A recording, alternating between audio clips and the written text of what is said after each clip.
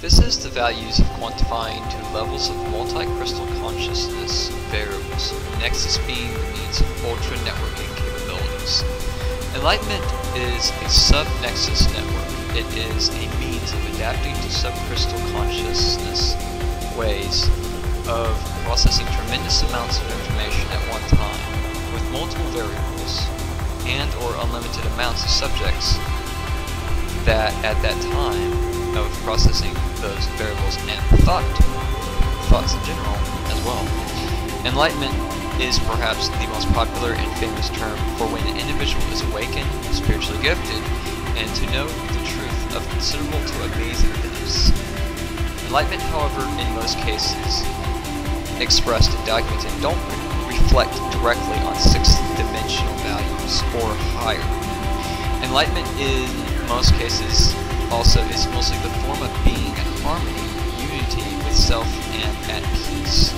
None of which of these terms are incorrect. However, there is an overwhelming depth in enlightenment that is expressed in most cases.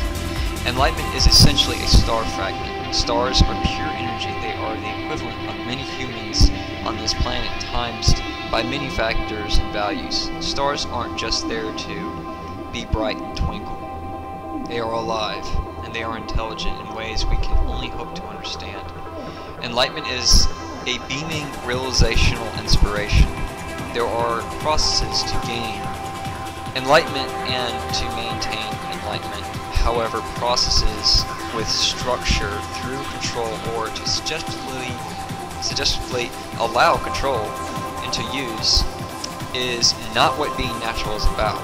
Enlightenment is natural, just as breath and as discernment is. Enlightenment equals a very broad spectrum of creative expansions and also the expansions of mental potential, allowing thought processing to equal close to the speed of light.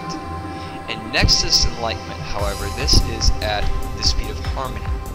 Harmony can be anywhere at any time and in any potential value of expression. The Nexus networking in the mind is primitive until realizations of the deepest parts of the self are expressed and understood. It's then that the mind is able to alter and expansively grow. Once the self is realized as an eternal being, it's then that Nexus Enlightenment is progressed into, however small or vast that instant in realization is for that individual. Nexus Enlightenment is yet another example of non-structural processes of thought. It's an eternal equation. There is no way of really being with structural thought processing when eternity is at an eternal rate and progression and follows no structural design.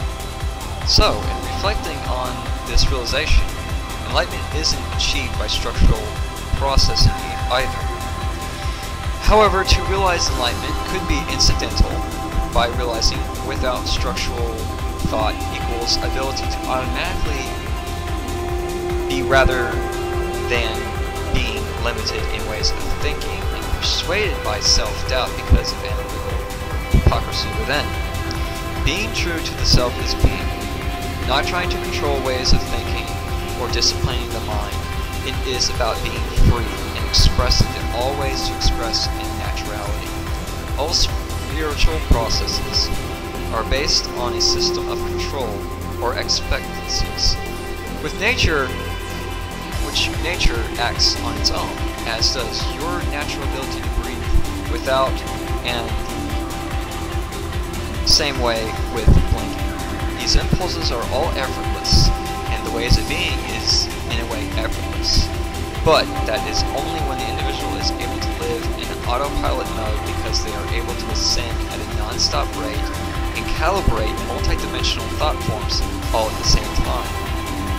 Nexus Enlightenment allows foundations like these examples to advance to with the ninth dimension, existing where is the ideals of for processing and processes to get there when it's all a natural momentum in evolutional growth and in discovery of the self. In control and without allowing in how elements work, the self is limited on purpose by choice. Choices are even forms of control, and discernment thoughts. And discernment points out the obvious do's and don'ts. Thus, Nexus Enlightenment is far beyond the system of thinking in itself, because it isn't a part of thinking processes, but based on instances of meanings rather than impulses that trigger thoughts. Thinking shouldn't be an on and off switch. If it is suggestive nature of being. It's suggestive influences and self-influences that become suggestive rather than natural and pure in harmony, and of values that allow the individual to